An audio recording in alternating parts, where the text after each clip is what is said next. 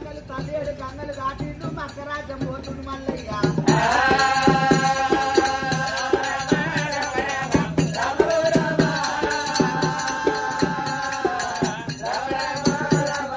ఆనాడు తుర్క సాహెబులు శివుడు భక్తుడు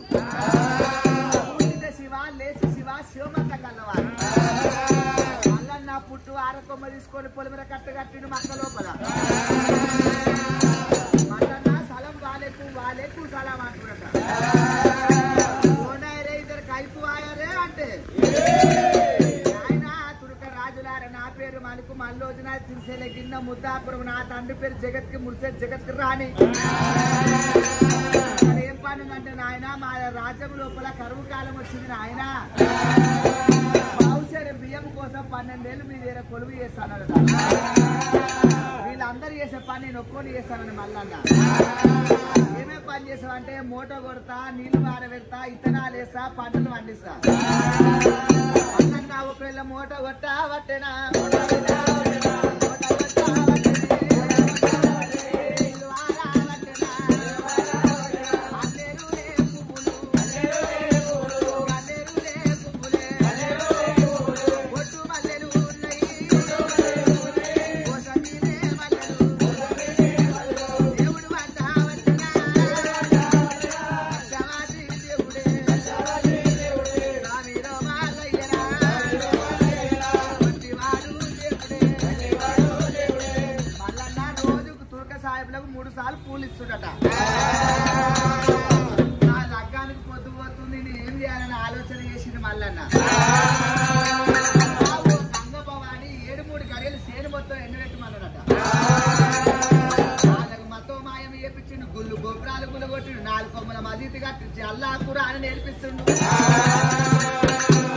ఏమైనా తుర్క సాహిబు రోజు సేనండిపోయింది పూలని రోజు ఖరాబ్ వస్తున్నాయి అంటే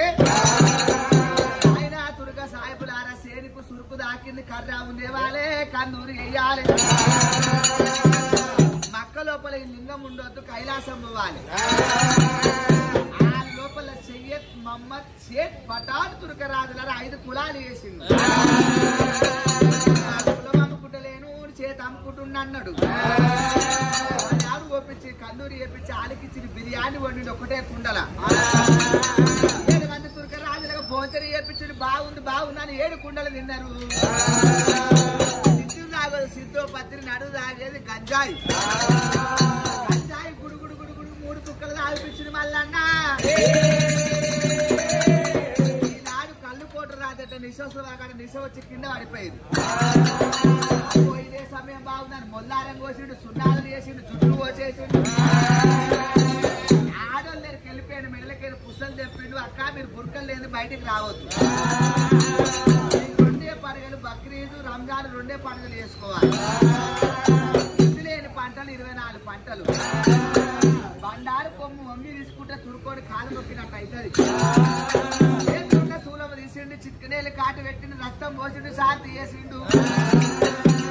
బండారు కొమ్ము మీది వెగలిచ్చిపోయి దేవుడు పోతున్నాడా